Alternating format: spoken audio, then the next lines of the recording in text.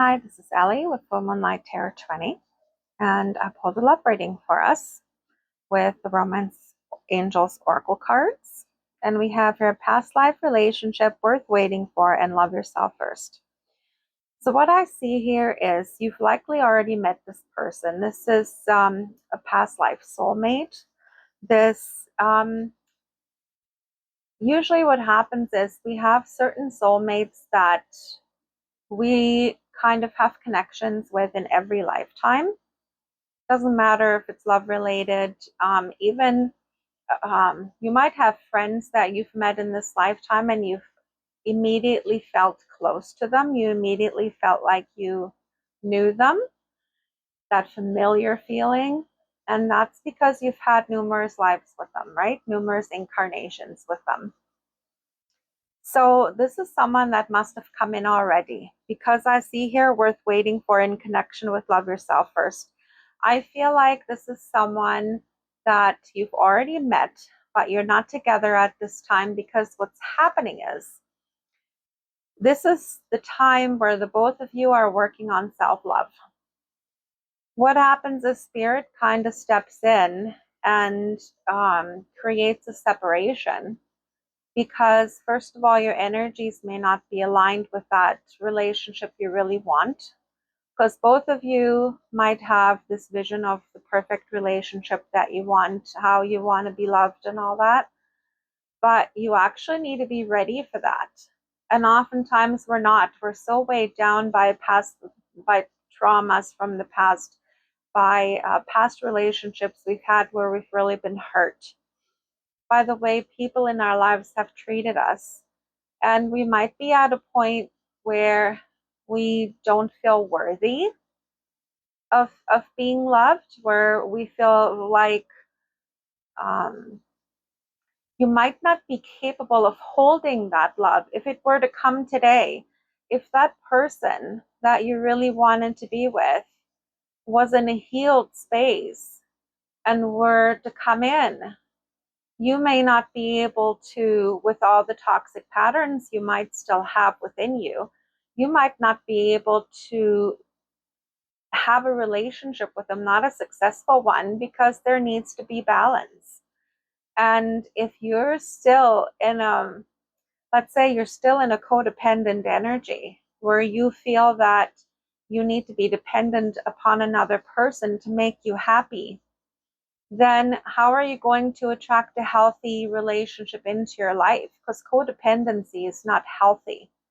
You have to have that self-love, and you need to be in a place of loving yourself, having that self-awareness of how you feel about yourself, about what you want to create in your life. And you need to actually be able to sustain and make healthy boundaries with the people in your life. And if you don't know how to do any of these things, if you still have to learn all that, if you still have to learn to love and accept yourself, then you cannot have a healthy relationship until that is accomplished. So if you are if you keep going from relationship to relationship and you cannot find happiness, it's because you're not meant to find happiness within another person. You're meant to find that happiness within yourself. And you need to be in a space where you are loving your life, you're loving yourself, you're loving your freedom, and you will attract a person in then who will be the same. And you don't want a person bound to you. You want a person to be free and deciding that they want to be with you. That's the difference between loving someone and clinging to someone. This person is allowed to be free within themselves, and you are allowed to be free within that relationship.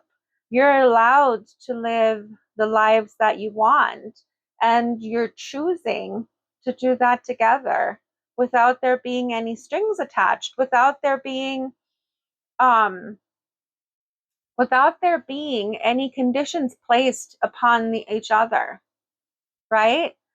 Without there being limitations set. Well, I'll only love you if you do this and this and this.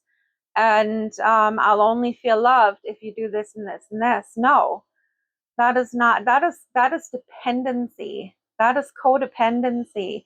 And that's unhealthy.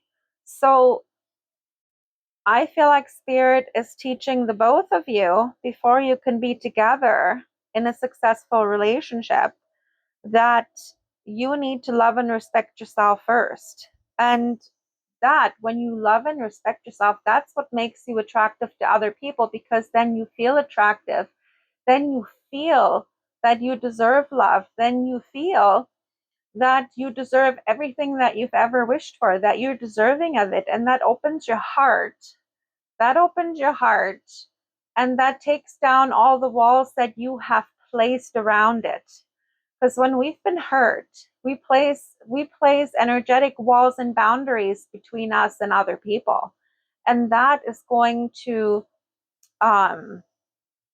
repulse someone who might really love you. It'll repulse them, because they can sense that you are not open to them. And all you would attract is someone who is also shut off from love. So that's what I feel like you're working on at this time, you and the other person as well.